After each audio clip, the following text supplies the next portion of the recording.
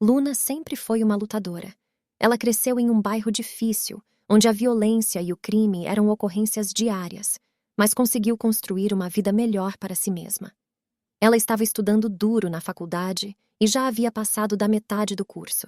Ela tinha um bom emprego e um namorado amoroso chamado Mike, que estava estudando para se tornar um engenheiro de software.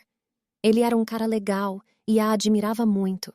A vida estava melhorando para Luna, até a noite em que tudo mudou.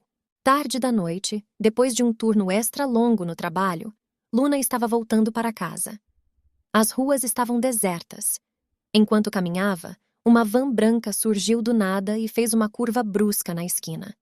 Ela olhou, mas estava vindo tão rápido que não se preocupou quando a van freou bruscamente e parou ao lado dela.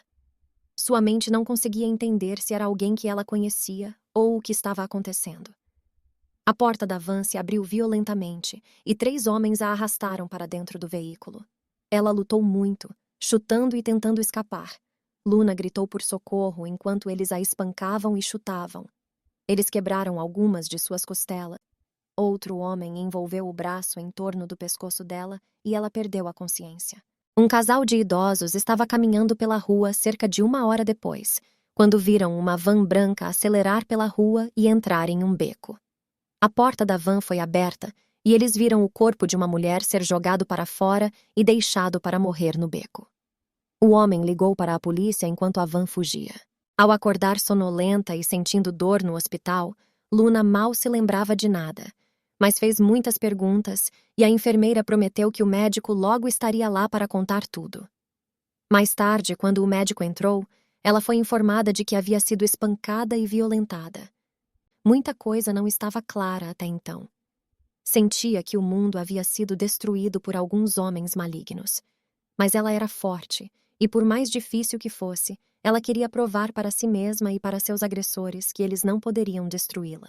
Durante sua estadia no hospital, a polícia a abordou 2 vezes. Os detetives foram rudes, sem demonstrar simpatia. Criticaram sua decisão de caminhar naquela hora da noite, naquele bairro, ignorando suas objeções sobre como voltar para casa após o trabalho. No dia seguinte, uma detetive mulher veio conversar com ela. Apesar de ser ríspida, a detetive mostrou simpatia e se identificou com Luna. Embora rude, também demonstrava preocupação e garantiu que fariam o possível por ela. A detetive foi honesta ao dizer que, devido à falta de informações, seria improvável descobrir o agressor, a menos que os criminosos continuassem agindo e fornecessem uma pista mais significativa. Mas até agora, não havia grandes chances de identificarem o agressor. A detetive assegurou a Luna que faria uma busca no banco de dados de veículos para verificar se havia algum histórico criminal entre os muitos carros brancos da região, buscando alguém com prisões anteriores violentas. Durante a estadia no hospital e nas semanas seguintes, nada foi descoberto. No entanto, se surgisse alguma pista, seria possível obter uma correspondência de DNA com base em sua permanência no hospital. Cerca de 3 semanas depois, as coisas ficaram ainda mais complicadas quando Luna descobriu que estava grávida em decorrência do ataque. Seu médico viu a gravidez como apenas mais uma cicatriz do incidente e sugeriu que poderia ser facilmente resolvida com um procedimento simples, um aborto. Naquela noite e no dia seguinte, Luna lutou com essa decisão. Não conseguia parar de pensar nas coisas cruéis que fizeram com ela. No entanto, ela não conseguiu se convencer de prejudicar um bebê que não teria conhecimento nem culpa pela violência que sofreu. Ela sentiu que abortar uma criança inocente não seria a escolha correta. Mike, seu namorado, foi solidário com a decisão dela, mas se preocupou com como eles iriam conseguir se sustentar. Ela não tinha uma resposta para ele, e por mais de 1 mês, eles tentaram, sem sucesso, ter ideias e encontrar soluções sobre como poderiam sustentar o bebê e a si mesmos. Os pais dela, apesar de apoiarem a decisão de não fazer o aborto, a encorajaram para dar o filho para a adoção quando ele nascesse. Eles disseram que ter um filho tão jovem pudesse roubar sua juventude. Eles lembraram que ela não teria o dinheiro necessário para cuidar do filho e terminar a faculdade, muito menos viajar como ela queria. Seus pais disseram que não eram jovens o suficiente, nem financeiramente fortes o suficiente para apoiá-la e ao seu filho, já que estavam se aposentando. Parecia que quase todas as opções tinham sido cortadas. Os planos de Luna eram esperar até os 30 anos para ter um filho, pois queria explorar o mundo e viver muitas aventuras antes de se tornar mãe. Ela sempre teve um espírito aventureiro e uma curiosidade de descobrir novos lugares e diferentes culturas. Seus sonhos incluíam fazer um tour pela Europa, ver Paris, Bruxelas, Alemanha e os Países Baixos, e talvez ir ao Brasil para curtir as praias do Rio de Janeiro, como também visitar João Pessoa e ver a floresta amazônica. A lista de destinos incluíam Machu Picchu, Tikal, na Guatemala, as ruínas maias no México e a floresta tropical em Belize, a Grande Muralha na China, explorar a cidade de Tóquio, no Japão, e a imponência do Monte Everest, no Nepal. Todos esses sonhos desapareceriam se ela mantivesse o bebê. Disseram a ela que se ela entregasse o bebê para a adoção, nunca veria o bebê por mais do que alguns minutos depois do nascimento, e que o bebê seria levado dela. Ela não saberia, nem teria qualquer participação em quem seriam os pais do bebê. Ela não poderia escolher o nome do bebê, ou nunca mais ser capaz de ver o bebê novamente. Ela pensou nisso. Luna queria o melhor para seu filho. Ao mesmo tempo, não queria abrir mão de sua própria vida. Ela finalmente tomou a difícil decisão de entregar seu filho para a adoção quando nascesse muitos meses depois. Foi constantemente assegurada por seus pais, amigos e seu namorado solidário de que, se essa era sua escolha, era a decisão correta a ser tomada. Ela decidiu cuidar de si mesma em sua determinação de fazer o que considerava ser o melhor para o bem-estar do bebê. Após algumas semanas na casa dos pais, ela voltou para a aula determinada a obter as melhores notas possíveis. Alguns colegas demonstraram simpatia, mas poucos pareciam verdadeiramente empáticos. Às vezes, ela sentia que algumas pessoas a culpavam, embora apenas uma vez alguém tenha dito isso. Isso parecia mais um ataque pessoal, mas ela se manteve firme e fazia o possível para não se deixar abalar, pois sabia que a ignorância está em toda parte. Ela sabia que não havia feito nada de errado e identificou quem eram seus amigos e quem era apenas ignorante. Alguns alunos sugeriram que ela abortasse, enquanto outros disseram que ela deveria ficar com o bebê, e alguns disseram que ela deveria dar o bebê para a adoção. Tudo girava constantemente em sua mente. Ela pensava que talvez não tivesse um jeito certo, uma decisão certa, um caminho certo para fazer as coisas. Isso era frustrante e fazia ela ficar brava e chorar de vez em quando. Às vezes, dava uma depressão profunda, mas ela lutava contra isso. Ela sabia que só iria fazer mal tanto para o bebê quanto para ela. Durante os próximos 2 períodos na escola, ela se esforçou ao máximo e tentou se manter focada. Sempre tarde da noite, por voltas das 3 horas da manhã, ela tentava se convencer de que as coisas iriam se resolver de algum jeito, mesmo que às vezes fosse difícil acreditar nisso.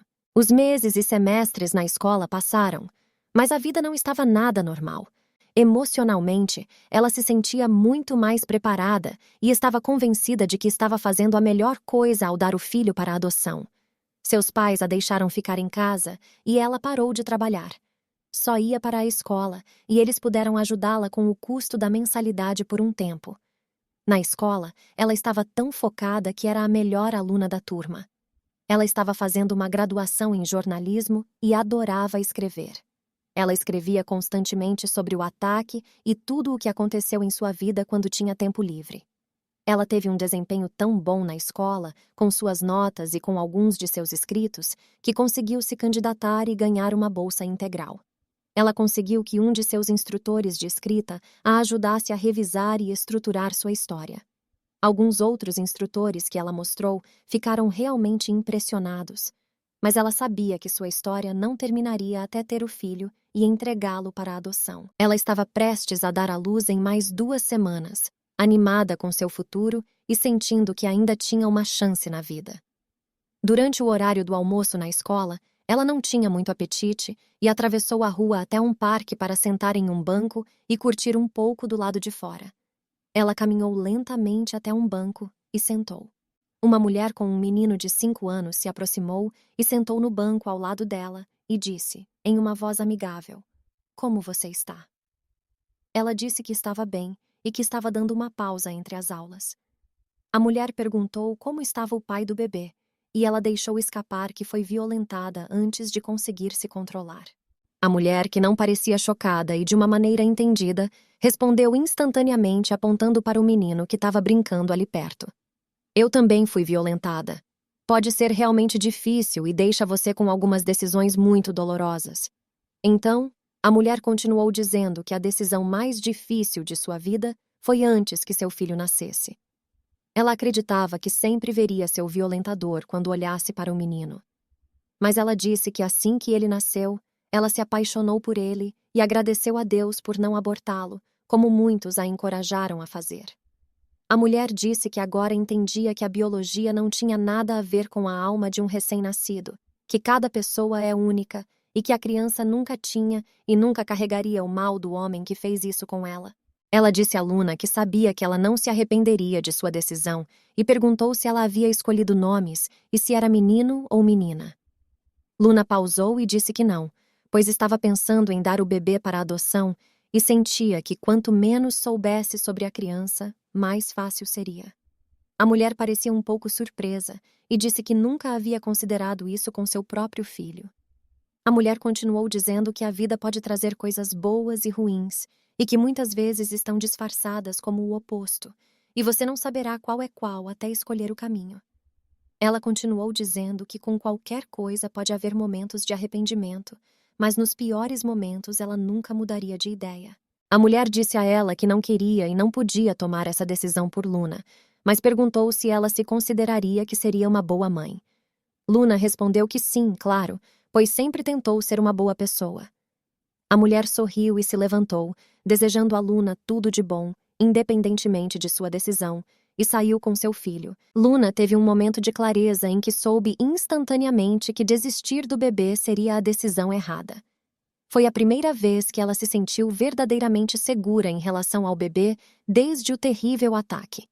Embora soubesse que poderia perder o apoio do namorado e enfrentar dificuldades sem o apoio dos pais, mas sabia o que precisava fazer e agora não tinha mais dúvidas. Embora as próximas 2 semanas tenham sido cheias de ansiedade e até algumas discussões difíceis, seus pais disseram que, como ela tinha uma bolsa de estudos, ela poderia ficar lá até concluir seus estudos.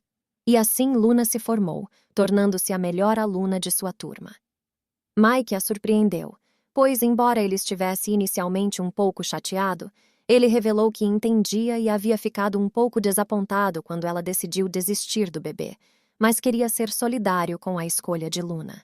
Para Luna, o mais importante era que a criança nascesse saudável.